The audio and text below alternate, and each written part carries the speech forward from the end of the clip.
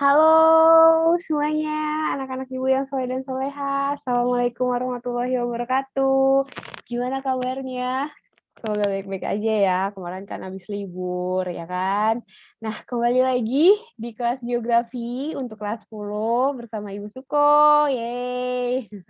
Oke, seperti kemarin ya, seperti minggu lalu ya anak-anakku ya, kita masih dalam keadaan yang seperti ini. Mohon maaf sekali Ibu tidak bisa, temu online lewat Zoom langsung nih sama kalian gitu, hanya bisa lewat video. Tapi memang sengaja Ibu buat seolah kita lagi nge-Zoom ya, biar kalian, belajarnya juga lebih, berasa lah ya belajarnya, kayak gitu.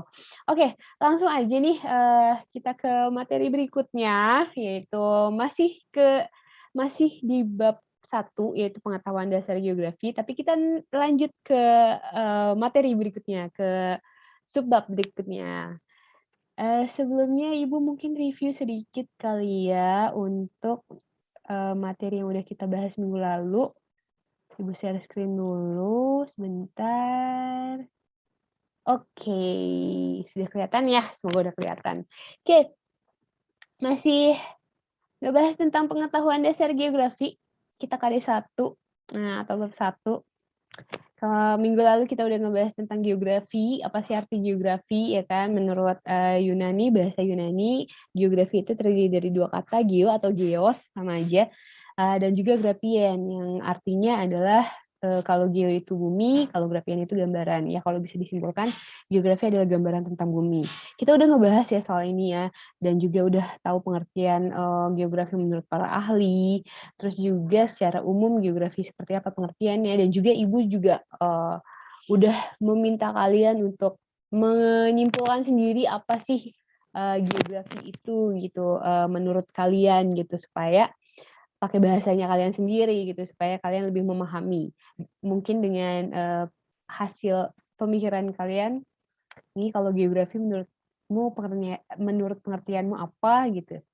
Itu bisa nempel sampai next-nya, nggak cuma karena dijelasin aja.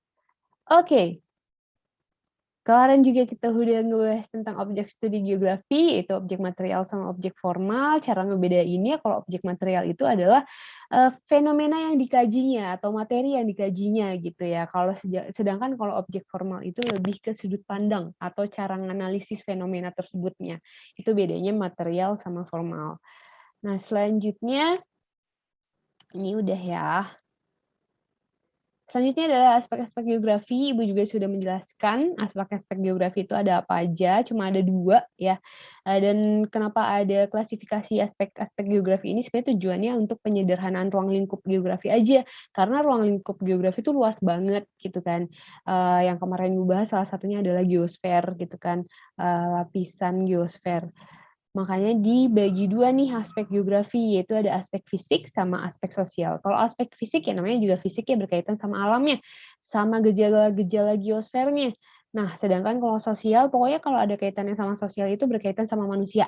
Oke, tapi ingat seperti yang Ibu minggu lalu bilang gitu, bedanya kalau di geografi itu sudut pandangnya si manusianya ini berkaitan sama atau hubungannya sama si alam ya, sama alam gitu, bukan Bukan sosial yang manusia antar manusia, karena kalau udah manusia sama manusia itu udah lain apa, lain studi, itu masuknya ke sosiologi, anak IPS pasti belajar sosiologi juga kan.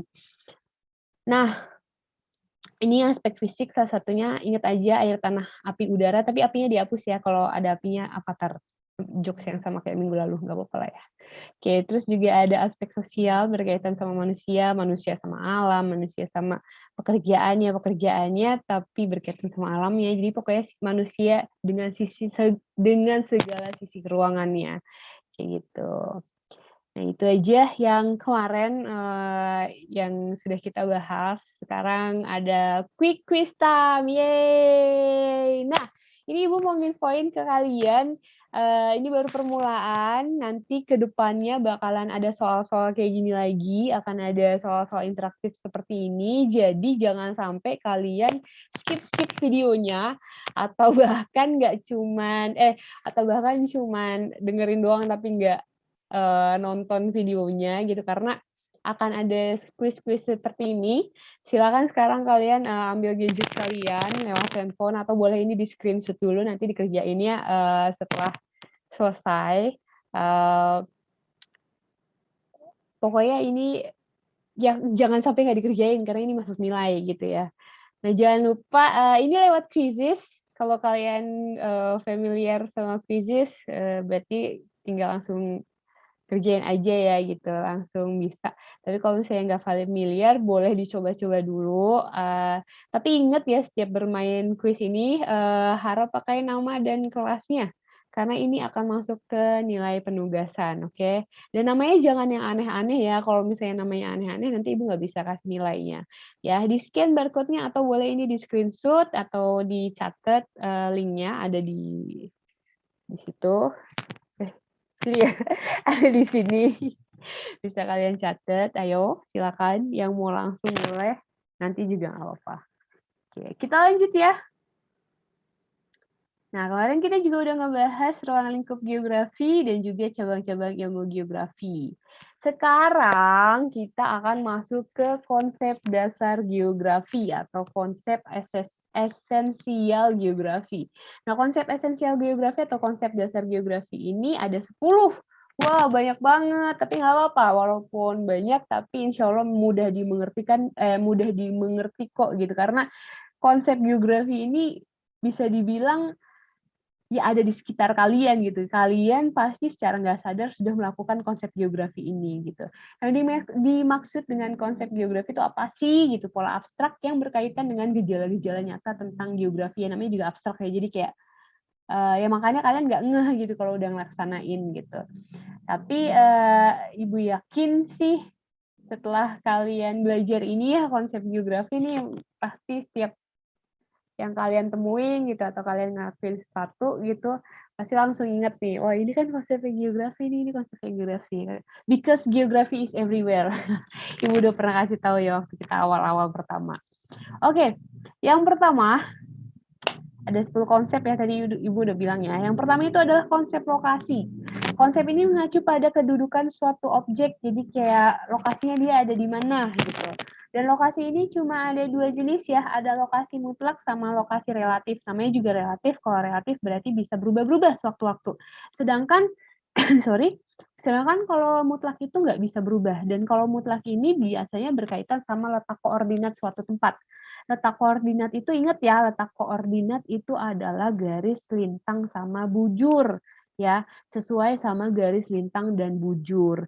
Sebenarnya Bu, di bumi ini ada garis lintang sama bujur nggak sih Bu gitu?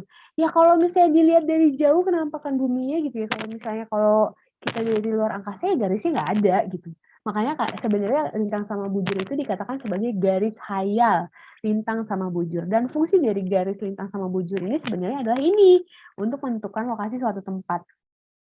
Ini sangat membantu sekali terutama untuk orang-orang yang kerjanya sebagai misalnya SAR gitu ya, tim SAR, terus atau misalnya orang-orang yang memang berkaitan sama membutuhkan titik-titik koordinat yang tepat gitu. Biasanya kayak di pesawat atau jalur-jalur transportasi tertentu. Nah itu koordinat ini sangat membantu gitu. Selain itu juga si garis hayal ini, lintang sama bujur ini berfungsi yang pasti untuk bikin peta ya, ngebantu banget untuk bikin peta. Nah, kalau lokasi relatif itu, berdasarkan daerah sekitar yang tadi Ibu bilang, dia tergantung keadaannya bisa berubah-berubah. Ya, misalnya kayak, rumah kamu nih, rumah kamu itu, di sebelah kanannya masjid, di sebelah kirinya rumah tetangga. Bisa nggak kira-kira ada perubahan gitu, tiba-tiba rumah tetangganya berubah jadi mall? Bisa kan gitu. Jadi besok-besok kalau ditanyain, "Rumahmu di mana?" "Di samping mall," gitu. Padahal dulu sebelumnya itu adalah rumah tetanggamu gitu. Nah itu yang dimaksud dengan lokasi relatif yang bisa berubah-ubah. Sedangkan kalau lokasi mutlak nggak bisa gitu, kayak Indonesia itu kan di letak koordinatnya, ada yang tahu nggak letak koordinat Indonesia? Kalau nggak tahu googling. Jangan sampai nggak tahu ya letak koordinat Indonesia sendiri. Indonesia itu negara kamu loh gitu. Gimana pun juga kamu tinggalnya di Indonesia, kamu harus kenal Indonesia. Jangan sampai nggak tahu. Letak koordinat Indonesia itu ada di 6 derajat lintang utara sampai 11 derajat lintang selatan dan juga 95 derajat bujur timur sampai 141 derajat bujur timur. Jangan salah ya kalau lintang itu yang horizontal, makanya ada ekuator tuh khatulistiwa, ingat aja 0 derajat lintang. Terus kalau bujur itu yang vertikal tuh yang tegak gini ya. Nah, Indonesia itu tadi lokasinya ya tadi letak koordinatnya itu ya, diingat-ingat ya anak-anakku ya gitu. Kalau misalnya berdasarkan lokasi relatifnya, Indonesia berada di antara menurut keadaannya ya, diapit 2 benua dan juga 2 samudra gitu. Lah Bu, emang bisa pindah-pindah? Bisa aja, tapi kalau pindah bisa jadi wah, bakalan terjadi apaan tahu dah, porak-porandanya bumi ya, orang bergeser 0,0 sekian milimeter aja gempa gitu ya, bisa gempa apalagi pindah sebegitunya gitu. Paling kalau misalnya pindah pun itu membutuhkan waktu yang sangat lama sekali gitu. Selanjutnya nih, ada quick question lagi, silakan di barcode atau di scan barcode atau diklik linknya, nggak bisa diklik sih, di sebelah sini linknya. Di copy linknya lah ya, dicatat linknya, atau di screenshot juga boleh. Ini boleh dikerjain saat ini atau dikerjain setelahnya nanti. Pokoknya quizesnya ini Ibu buka sampai hari Jumat kalau nggak salah. Enggak, sorry. Hari Kamis jam 3. Iya, hari ini sampai jam 3 berarti Ibu buka quizesnya sampai jam 3. Jadi boleh di-screenshot dulu kalau memang sulit atau apalagi yang gadgetnya cuma 1, nggak apa-apa. Boleh di-screenshot atau dicatat dulu. Yang udah atau misalnya yang mau saat ini ngerjain, jangan lupa nih nama sama kelasnya. Jangan yang aneh-aneh karena ini akan masuk tugas. Sekali lagi Ibu ingetin ya, nanti bakal ada gini terus di ke depannya, makanya stay tune di sini gitu, jangan sampai videonya Ibu diabaikan, apalagi kalian nggak dengerin sama sekali gitu ya. Karena tugas-tugasnya hari ini ya dari sini, Ibu ngambil tugasnya hari ini ya dari sini gitu, nggak akan ada tugas lagi di hari ini gitu. Jadi jangan sampai ketinggalan. Ya, Ibu anggap udah ya. Kita next berikutnya. Nah, konsep yang berikutnya adalah konsep jarak. Kalau tadi ngomongin tentang lokasi, titik-titiknya atau poin-poinnya ada di mana, kalau ini jaraknya dari poin A ke poin B berapa jaraknya, ya kan? Ada 2 juga, sama kayak konsep lokasi, tapi bedanya kalau konsep jarak ini, yang satu namanya jarak absolut, yang satunya tetap relatif, jarak relatif.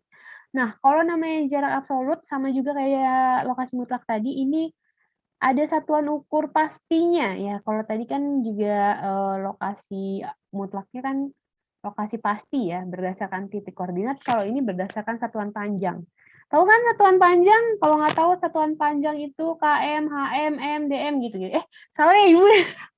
KM, HM, DM, M, CM, MM. Nah, pokoknya ada 7 tangga itu loh. Kalau nggak tahu, wah kacau nih. Ntar diaduin ke guru matematika ya nih, nggak hafal satuan panjang. Harus hafal ya.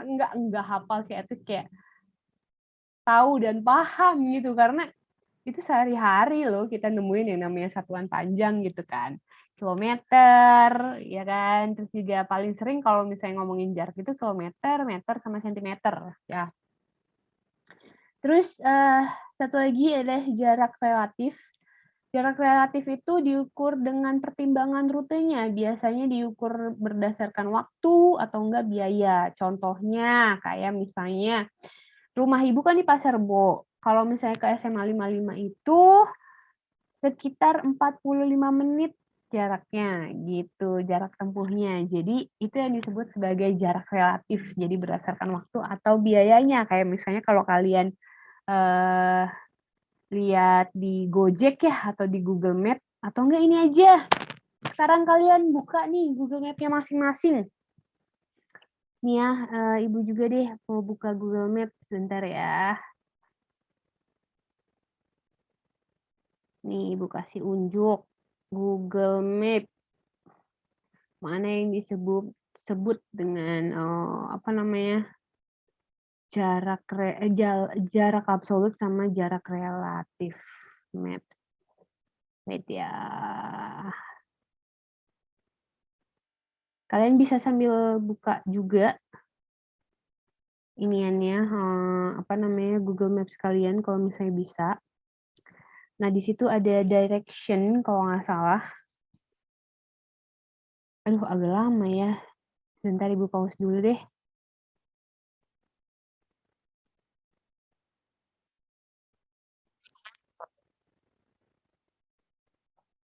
Nah, ini, Google Maps-nya, kalau misalnya ini via, apa namanya, via, desktop. Via laptop atau komputer tuh bentuknya kayak gini, yang belum pernah lihat Google Map ya.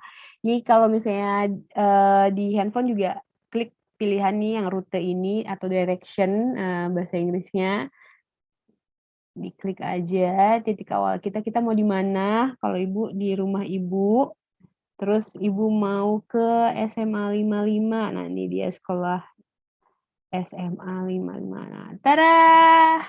Yah, udah kelihatan ya, ini jarak rumah Ibu ke SMA 55, ini rumah Ibu di sini, ya. SMA 55 tuh ada di sini, ya.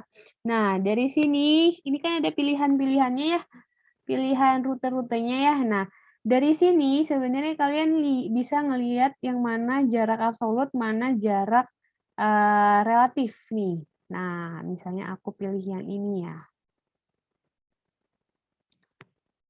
Nah, bisa kelihatan ya, anak-anakku ya? Nih, 30 menit, 15,8 kilometer. Nah, yang dimaksud dengan jarak absolut tuh yang ini nih. Berdasarkan, ukuran satuan panjang, ya, 15,8 kilometer. Jadi kalau ditanyain jarak absolut dari rumah Ibu ke SMA 55 berapa jauh, Bu? Nah ini, 15,8 kilometer. Sedangkan yang sebelahnya 34 menit ini yang dimaksud sebagai jarak relatif ya, berdasarkan jarak tempuhnya. Kenapa dikatakan jarak relatif? Karena nih kalian pernah kan ya, kayak ngelihat Google Maps tapi warnanya merah nih yang jalur birunya, ya kan? Karena macet biasanya, ya nggak sih? Nah, semakin merah biasanya waktunya ini juga semakin lama. Ya, jadi kenapa dikatakan relatif? Karena dia bisa berubah-ubah tergantung kondisinya atau tergantung keadaannya. Kalau lagi lancar, kebetulan Ibu lagi lancar ya 34 menit, tapi kalau misalnya lagi macet, bisa 40 menit lebih ya, bahkan bisa sejam sendiri gitu kan. Tapi kalau misalnya jarak absolut yang berdasarkan satuan meter ini, bukan satuan meter, satuan panjang ini 15,8 kilometer ya nggak akan berubah, segitu-gitu aja gitu. Kecuali kalau tiba-tiba sekolah SMA 55-nya pindah atau rumah ibu yang pindah ke dekat SMA 55 baru gitu. Itu udah jarak yang beda lagi gitu, karena kan posisinya udah beda lagi gitu. Sedangkan kalau yang untuk sekarang, ya udah itu 15,8 kilometer nggak akan berubah-ubah gitu, udah jarak yang pasti ya. Sekarang Ibu mau,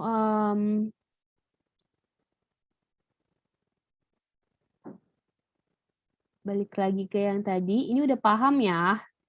Nanti kita akan belajar gimana caranya untuk baca Google Maps. Jangan sampai kalian disuruh jadi navigator, sama papahnya, terus kalian nyasar ya gara-gara salah belok atau harusnya belok, belum belok, atau harusnya belum belok, udah belok gitu. Entar kawan-kawan Ibu ajarin. Biar kalian bisa jadi navigator yang baik. Kayak itu yang dimaksud dengan jarak absolut dan jarak relatif ya. Sekarang ada lagi, inian, apa namanya, eee, quick questions, ini quick questions yang kedua. Ada berapa Bu quick question-nya? Ada deh, gitu. Makanya siap-siap harus ditonton ya, jangan sampai enggak. Sekarang, ada, apa namanya, yang tadi Ibu bilang, Ibu udah nyuruh kalian buat buka Google Maps ya. Buat yang belum nanti bisa, dilakukan setelah ini boleh, Di screenshot dulu boleh atau dicatat dulu boleh linknya. Di sini ada Padlet ya, ada padlet.com namanya. Ini padlet.com ini sebentar Ibu klik ya. Nah, di sini kalian bisa sebenarnya langsung interaksi ya sama Ibu di sini gitu. Kalian bisa langsung posting. Jadi kalian Ibu minta untuk buka Google Maps, boleh di laptop atau di handphone, lalu dicek direction-nya kayak Ibu tadi dari rumah ke sekolah ya, SMA 55, dari rumah kamu ke SMA 55. Lalu di-screenshot, terus ditunjukkan mana yang jarak absolut, mana yang jarak relatifnya, kasih tahu ke Ibu ya. Lalu dikirim ke padlet.com ini. Padlet.com ini sebentar yang belum paham, Ibu tunjukin. Nah, ini udah ada nih. Bentar ya.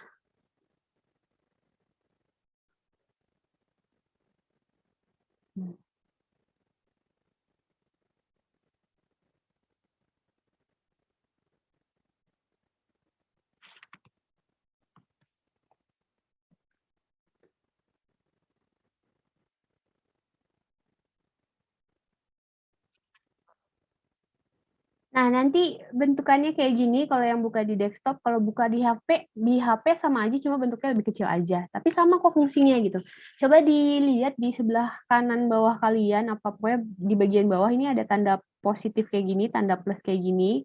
Ya, cara uploadnya adalah tinggal diklik tanda plusnya, lalu muncul seperti ini. Di bagian subjek ditulis nama kalian, Suko ya. Nah, lalu di sini ambil apa namanya, upload fotonya, ini bisa bisa diupload atau kalau di kamera handphone ya, bisa langsung foto, tag foto, atau misalnya kalau misalnya lewat ini laptop bisa upload foto.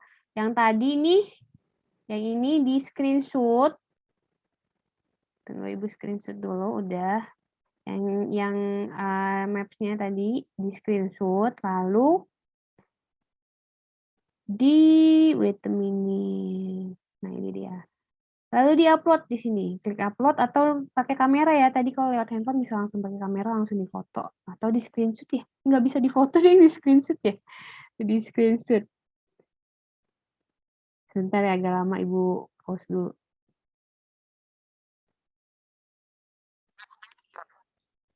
Nah, nanti setelah klik upload akan muncul seperti ini, pilih gambar screenshot-nya tadi, lalu di-upload.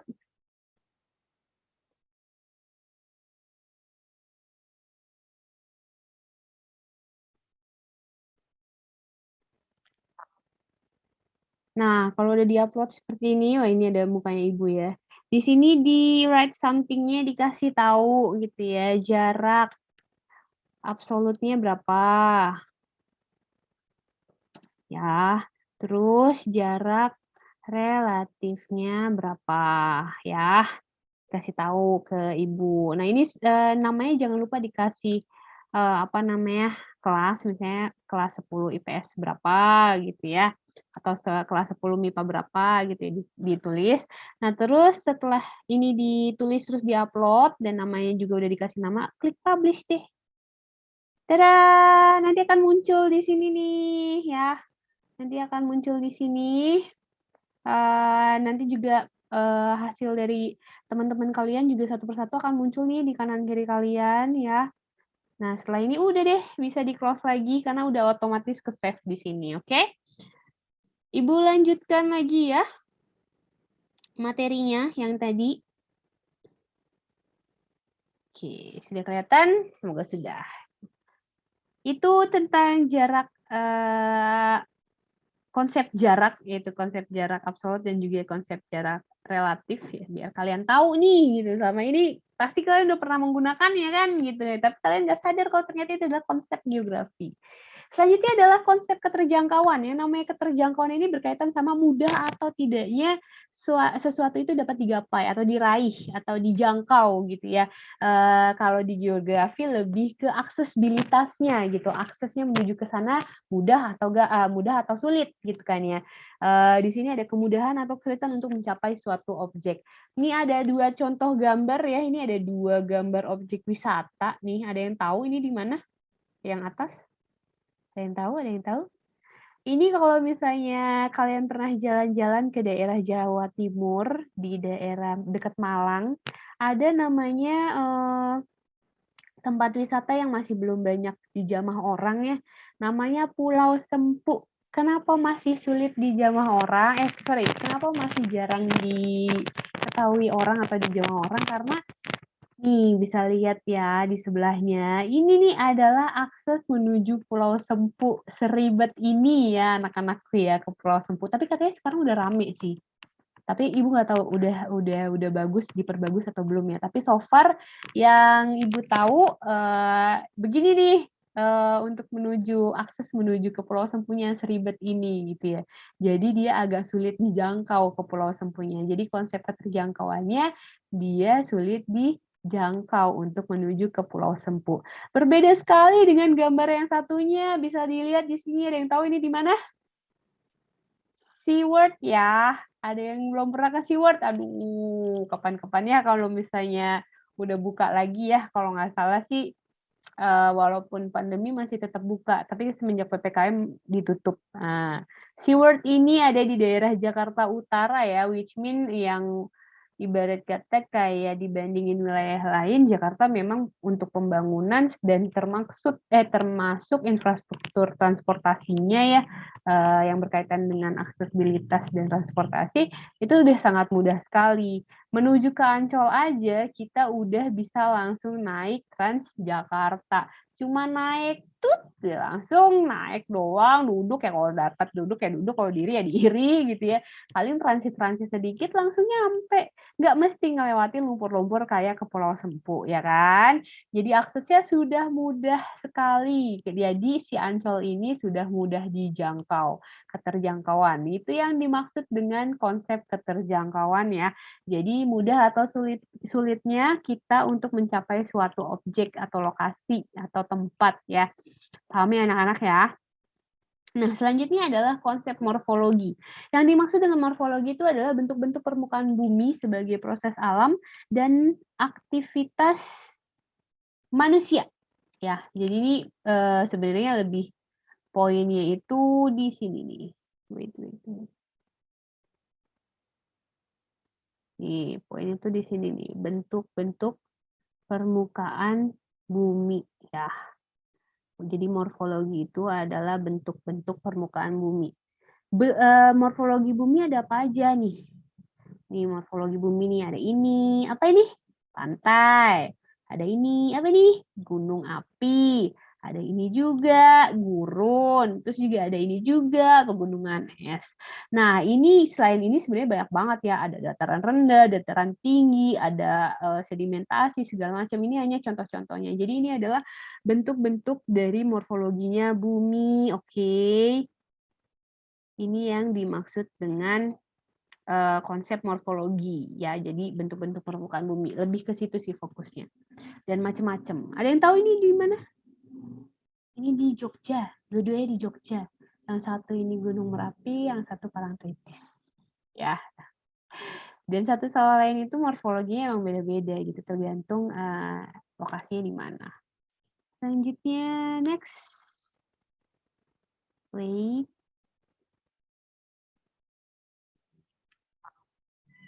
Oke, selanjutnya adalah konsep yang kelima, yaitu konsep interaksi dan interdependensi. Sebenarnya ini urutannya nggak mesti ini ya, nggak mesti satu konsep apa gitu. Pokoknya ada 10 aja. Nah, ini kebetulan urutannya yang kelima adalah konsep interaksi dan interdependensi. Kalau interaksi pasti kalian tahu ya, interaksi kan ya kayak gini nih, kita berinteraksi walaupun satu arah ya. Akan menjadi dua arah kalau kalian main yang tadi tuh, mainan yang pakai scan barcode tadi. Nah, interdependensi itu lebih ke ketergantungan dari kata dependensi, depend, bukan defense ya gitu. Dari kata interdependensi, jadi ketergantungan. Kalau tadi keterjangkauan, ini ketergantungan. Saling tergantung lah ya gitu. Makanya di sini pengertiannya hubungan timbal balik dan saling ketergantungan antar wilayah. Contohnya apa? Contohnya adalah interaksi desa sama kota. Udah itu paling nyata banget. Mereka tuh saling berkaitan gitu. Mereka saling berinteraksi dan saling membutuhkan gitu. Saling ketergantungan gitu. Kota butuh desa, desa butuh kota. kota butuh, misalnya kalau desa salah satunya untuk rekreasi gitu kan, atau misalnya bahan-bahan kayak buah-buahan, sayur-sayuran itu dari desa, sedangkan kalau desa sendiri membutuhkan kayak peralatan-peralatan canggih dari kota gitu, atau keterampilan-keterampilan itu ya belajarnya dari kota gitu. Jadi saling ketergantungan. Selanjutnya, mmm,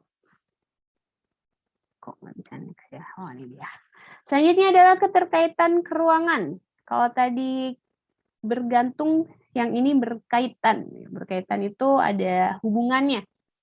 Hubungan yang saling terkait antar wilayah. Nah, menunjukkan tingkat hubungan antar wilayah yang saling terkait. Contohnya adalah ini, kerusakan di lingkungan wilayah, kerusakan lingkungan di wilayah hulu sungai. Hulu tuh, awal sungai ya, terus menyebabkan banjir di wilayah hilir sungai. Hilir itu ya akhirnya sungai, bukan akhir pas udah lepas ke laut ya. Jadi hilirnya tuh dari hulu ke hilir, berakhir-akhir kita ke hulu, berdampak ke tepian. Tepian itu maksudnya adalah si hilirnya itu ya. Kalau misalnya ujungnya si sungai, ujung awalnya si sungai, si hulu ini rusak, otomatis bisa ngerusak yang bawahnya juga gitu, akan ngerusak bagian hilirnya juga. Salah satu kerusakannya adalah banjir. Nah, ini dia saling berkaitan ya, ibarat kita kayak sebab akibat lah gitu ya. Terus, contohnya lagi kayak misalnya di pegunungan, suhunya dingin kan, gitu kan. Cocok nggak kalau misalnya kalian pakai pakaian yang tipis gitu, celana pendek atau baju tipis gitu, cocok nggak kira-kira? Enggak kan, gitu, pasti kedinginan kan, gitu. Makanya, orang-orang yang di daerah pegunungan, ya makanya make pakaiannya lebih tebal gitu, pakai jaket atau pakaiannya lebih tebal, panjang, baju panjang kayak gitu. Kalau misalnya enggak, ya kedinginan nanti. Nah, itu saling berkaitan karena suhu pegunungan yang dingin, makanya pakaiannya pun menyesuaikan. Nah, itu, yang dimaksud dengan keterkaitan ruang juga gitu, salah satu contohnya. Jadi bukan cuma sekedar sebab akibat yang masalah, kayak tadi kan masalah ya di awal, kalau ini enggak, bukan masalah gitu. Ibarat kata bagaimana membantu manusia untuk beradaptasi di wilayah tersebut juga gitu. Fungsi dari konsep keterkaitan, geografi ini juga gitu salah satunya. Nah ini nih silakan di-scan, ada pertanyaan juga buat kalian. Kalau nggak di-screenshot dulu, nanti baru dikerjain setelah akhir video, atau dicatat fisiknya. Sini ya, sebelah sini. Gimana yang benar sebelah mana? Dicatat atau di-screenshot, udah ya. Selanjutnya, nah, yang ketujuh, konsep yang ketujuh adalah konsep pola, ya. Pola itu adalah bentuk, struktur, dan persebaran fenomena di muka bumi. Hampir, semuanya itu berpola ya, gitu, termasuk, hidup kita pun juga berpola gitu ya, kalau kalian sadar. Terus juga kayak rutinitas kalian pun juga berpola gitu, kalau misalnya kalian salah satu orang yang disiplin apalagi gitu, polanya bakal kelihatan banget gitu. Makan kalian pun juga berpola ya, pagi, siang, sore gitu kan. Jadi pola itu di sekeliling kalian lah. Nah, tapi bedanya kalau di geografi ini ya lebih balik lagi ke ruangan gitu. Contohnya kayak misalnya pola perumahan ya, bisa dilihat di sini ada gambar, 2 gambar perumahan ya. Yang di sini rapi gitu ya jalanannya, terus juga rumahnya rapi. Nah, ini rumahnya masih jauh-jauhan, terus juga jalanannya masih tanah. Nah, walaupun seperti ini dua-duanya sama-sama dikatakan sebagai pola, cuman bedanya biasanya pola yang kayak gini nih rapi nih di pola pemukiman perumahan biasanya di kota-kota besar. Coba kalian tengok, kalian rumahnya di mana?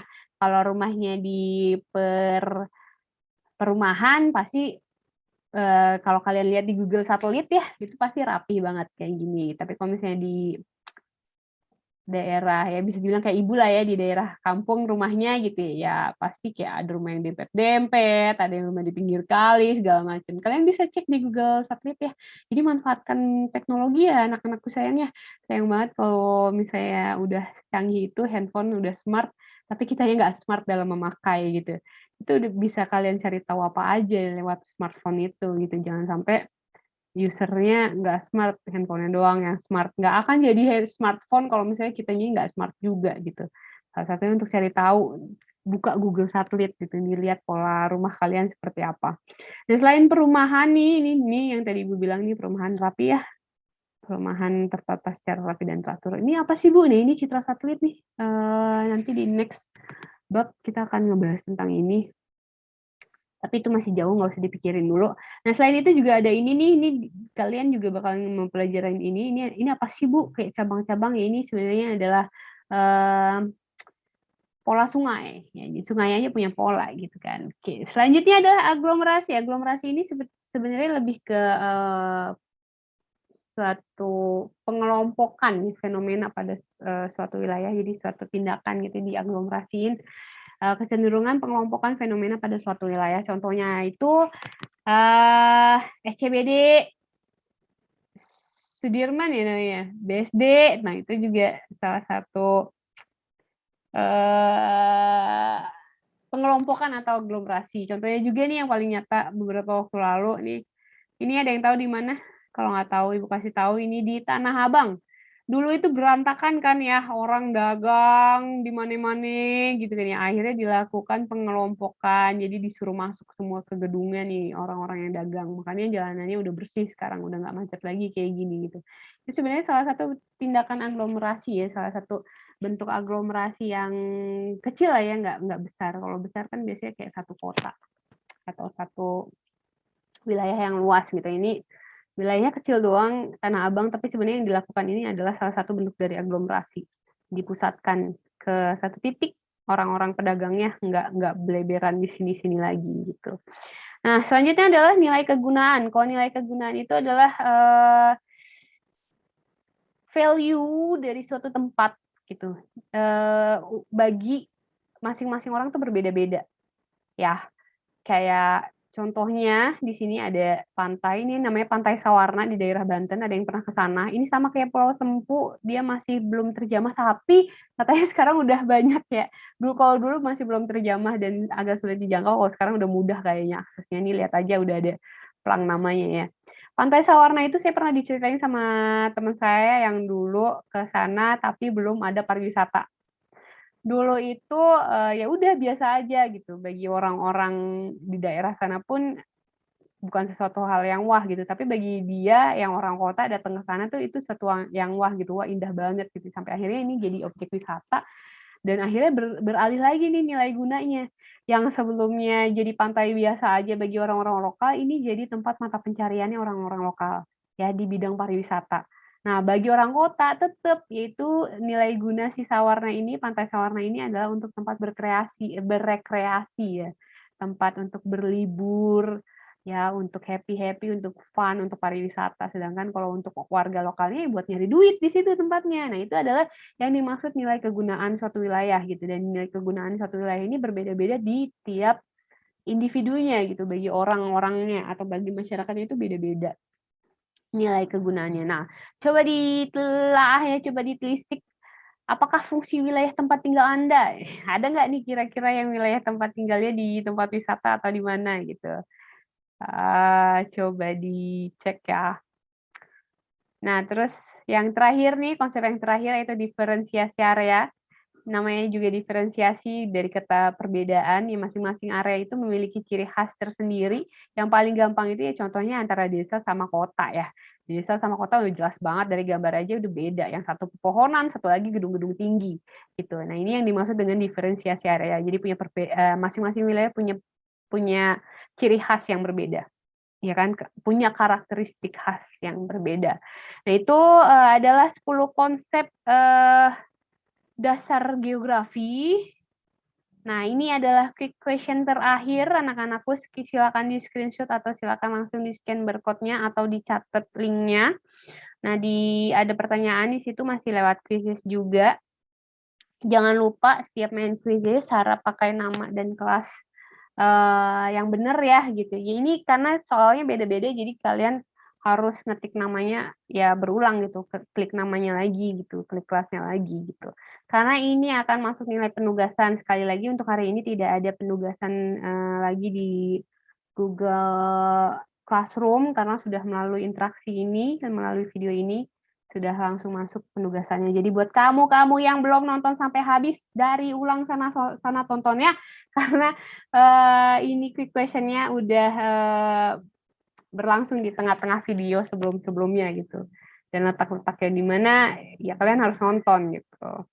Ya, sudah. Kalau sudah dikerjakan atau di-screenshot, kita lanjut lagi. Nah, sudah habis ternyata.